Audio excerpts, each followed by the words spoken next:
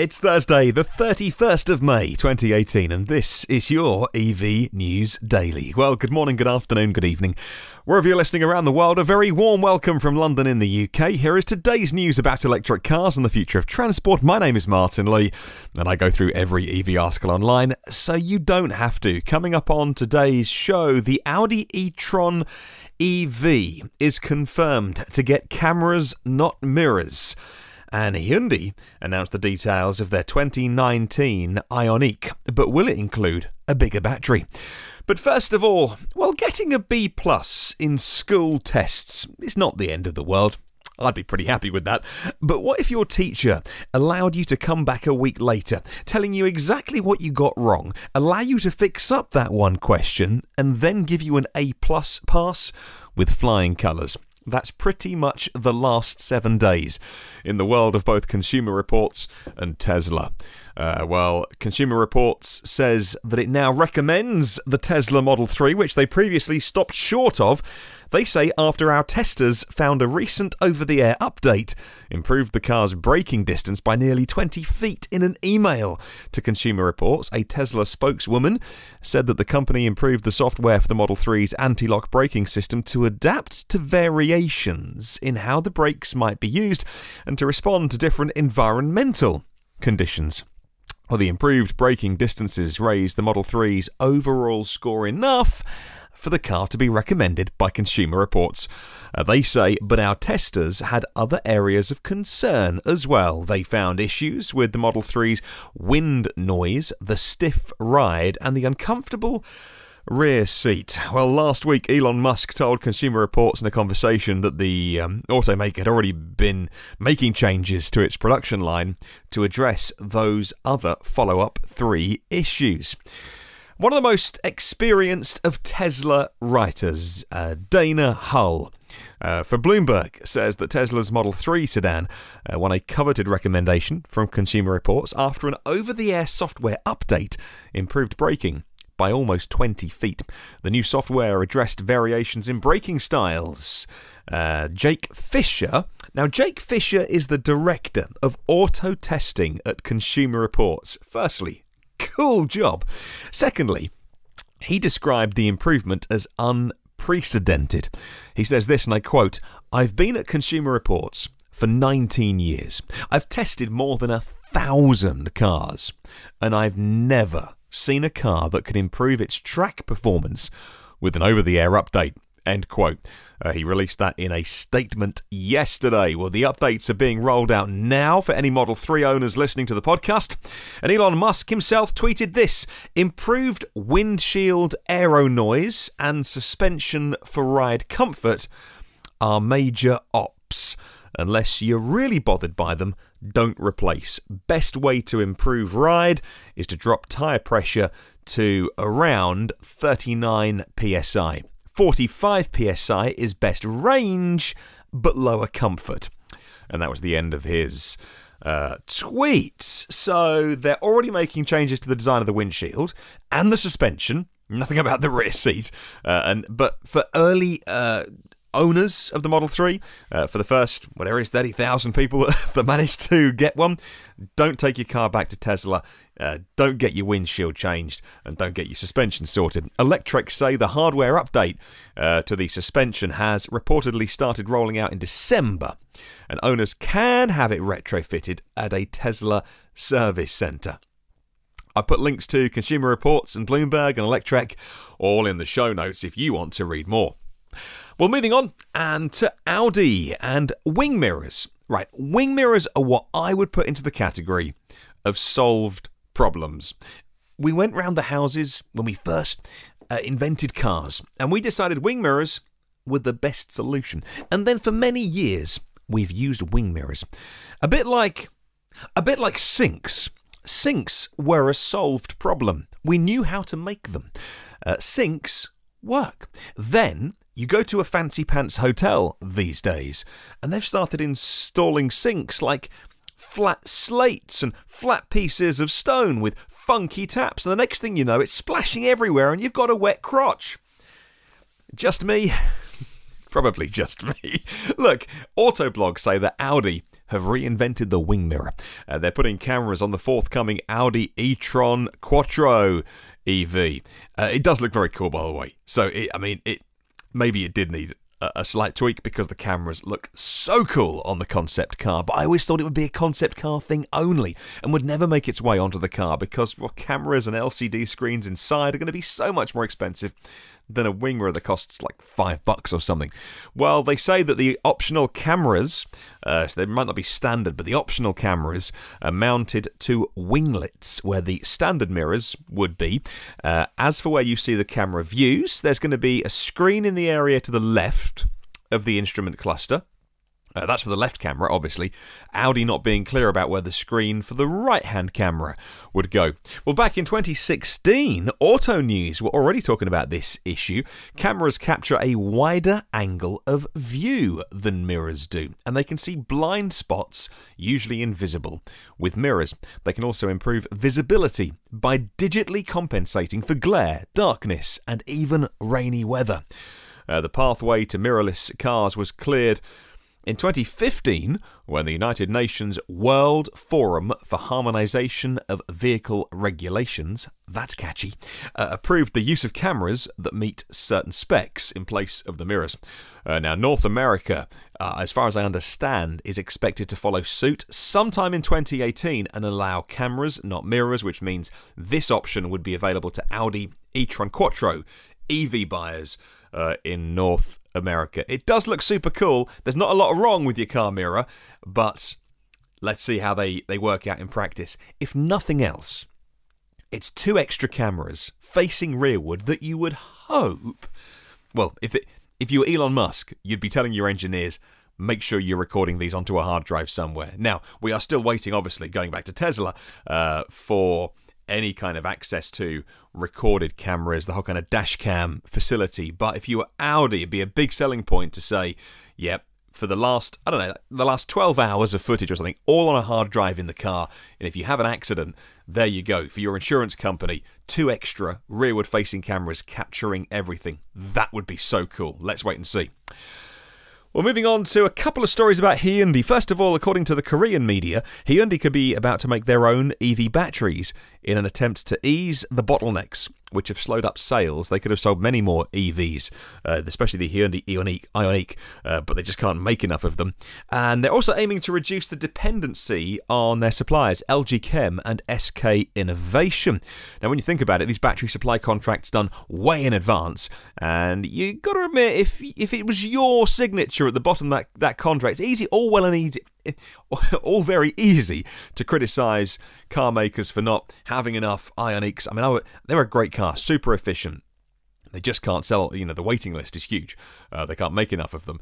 But if 3 years ago you were putting these battery contracts in place and it was your name on it, you'd probably be a little bit risk averse for the sake of not losing your job. You don't want to be the person who over-ordered the batteries and you got just a factory full of batteries. So it's super tough. Now, Electrive say that a Hyundai spokesman confirmed they are working on battery production lines themselves, so they denied any plans to use them in their own EVs. We'll see. Second Hyundai story today is bittersweet, actually. The 2019 Hyundai Ioniq range is going to get a handful of tech updates for the new model year, with improvements to safety and infotainment. It's the 3rd model year for the Ioniq electric and hybrid, though the 2nd year for the plug-in hybrid version, reports CNET. Now, new for 2019 model year, in other words, going to be on sale, summer, late summer? If it's 2019 model year, you get the driver attention alert and high beam assist safety features. You get enhanced natural language and cloud-based voice recognition for searching with your sat-nav. Automatic emergency braking, lane keep assist, smart cruise control, standard remote charge management for the plug-in and the electric models via Blue Link, so you can see what your car is up to on your mobile phone when you're away from it, which is all great, all brilliant improvements. The Hyundai Ioniq electric and plug-in hybrid are going to get this remote monitoring of your battery as standard, so the telematics on your smartphone app will show what it's up to. All in dealerships, late summer, I would say. But what about the range? I can't find, I've done a good bit of hunting around today, I can't find anywhere which says they're going to upgrade the current 28 kilowatt hour battery pack with the 124 mile range. Now, the move comes despite there's a long-standing speculation from one statement made a long time ago, I must admit from a Hyundai engineer, saying that 200 miles will be the target in 2018. There's no indication that they are going to boost that range up to 200 miles or beyond. There is an article today on the Hyundai Media Centre, like the press thing, and I'll put a link to that in the show notes, by the way. So it's pretty long, but you can read it yourself if you want to.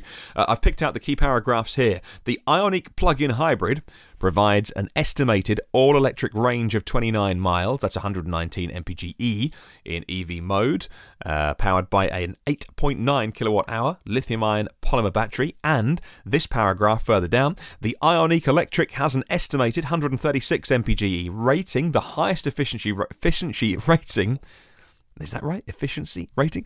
Of any electric vehicle sold in the US market. The Ioniq Electric offers pure electric mobility with a 28 kilowatt hour lithium-ion polymer battery for estimated driving range of 124 miles. So that sentence is in the present tense. If you read it, if I read it again and you pay attention, the Ioniq Electric offers pure electric mobility with a 28 kilowatt hour battery. It doesn't explicitly say the 2019 model year will have this battery. It just says the Ioniq does. Are they talking about the current one only? And are they holding back news of a bigger battery? Or in this general press page they've got about the 2019 model year, is that the implicit message in this, that even though they don't say it, this is the battery for the next model year? Personally, I'd be really disappointed in that, because we know they're going to be up against cars like the Hyundai Kona with at least 200 mile range on the smaller battery pack, like the Kia Niro EV with at least 200 miles on the smaller battery pack, and of course the bigger battery pack's going even further, nudging towards 300 miles. So it would be a shame to have such a tiny battery in the Ioniq, especially as dealers stop taking orders for the old one, or the current model year, because of battery supply issues, which was the reason given. Anyway, I would love to see a bigger battery in it, because it would wipe the floor with so many things, because it's such an efficient car. I'm kind of 70% suspecting they're going to stick with the current battery. Well, moving on to Ford, and Ford's new Kuga SUV is going to be in showrooms, not this summer, not next summer, but in 2020, and it will be available as a plug-in hybrid for the very first time, according to Auto Express. They got some spice shots of the new plug-in hybrid testing in very heavy camo in North America. Although if you are listening to this in North America, it's the Ford Escape. Since 2013 or so, the European-designed Kuga was then simply rebadged as the third edition of the Escape. And it's a popular selling car. It sold over 300,000 last year, had its fair share of recalls over the years as well. But anyway, the new Kuga is still a few years away. However, as evidenced by the substantial camouflage, says this article, hiding the car's refreshed design, it's going to share its platform with the new Focus, which has been designed with electrification in mind, as well as allowing Ford to develop petrol, diesel and plug-in versions on the same platform. It also means a slight increase in size is on the cards. Well, Left Lane News say that the overall, the prototype looks identical to the one spotted earlier this year, but with one major difference in these pictures. If you look closely at the front fender, you'll see the fuel door. Ford hasn't moved the Escape's gas tank to the front. What you're looking at is the charge port. 2 links in the show notes to find out more. Well, a couple more stories, and Dominic Wilde at Motor One has some great news for those in the UK wanting to add solar and storage for a great price. From Nissan, the new setup involves solar panels and reused batteries from Nissan's EVs, allowing homeowners to generate electricity whilst they're not in the house, and either then sell it back to the grid at peak times or use it yourself. The whole thing managed by a sophisticated computer system. to meet each household's requirements. Well, Dominic continues with the article saying that from £3,800, about $5,000 US, that includes supply and installation of a 6-panel solar system, a home energy management system, and the tax that we pay at 5% on that, also using battery storage, which is the Nissan X-Storage Home, as well as the solar panels and the energy management. You can reduce your energy bills by 66%. And you can also, with this package, charge your Nissan EV. Well, there's a link to it in the article, in the show notes, if you're interested in finding out more. And finally, the Fiat-Chrysler FCA boss, Sergio Marchionne, is expected to outline new plans for electric and hybrid cars in a strategy presentation tomorrow. That is Friday the 1st of June, aiming to ensure the world's 7th largest car maker remains in the race in the absence of any kind of merger with another company. That's the news from Reuters. Marchionne, they say, has long refused to jump on the electrification bandwagon, saying he would only do so if selling battery-powered cars could be done so at a profit. He even urged customers not to buy their Fiat 500e, its only battery-powered model, because he was losing money on each one sold, end quote. Well, a couple of things on that. Firstly, if you haven't seen one, they're super cute. And I believe, just think from that I saw on Twitter yesterday or the day before as I was flicking through my timeline, I believe there's going to be one of those at Fully Charged Live in a couple of weeks' time at Silverstone. I think they've got one in the UK. I've never seen a Fiat 500e up close and personal. Really cute little car. But please don't buy one, because you rob Sergio Marchionne of money, because he loses money on each one sold. But also, wasn't he recently talking about electrifying Ferrari, saying that when they finally do it, they will be the fastest cars out there with a battery? Don't tell Rimac or Tesla. Well, I would love to spread the word about electric cars. You want to help me? I'd love you to help me. Share this podcast with somebody who might be interested. And if you want to get every previous episode of the podcast, they're all online. The archive is free and always will be. If I have anything to do with it anyway, it's on iTunes, Google Play, Spotify, YouTube, TuneIn, Stitcher, SoundCloud, iHeartRadio podcast, and the blog evnewsdaily.com. If you can leave a rate and review, that'd be great on the podcast. And if you want to catch up on the socials, Facebook, LinkedIn and Twitter, search EV News Daily. Do have a wonderful day, and I'll catch you tomorrow.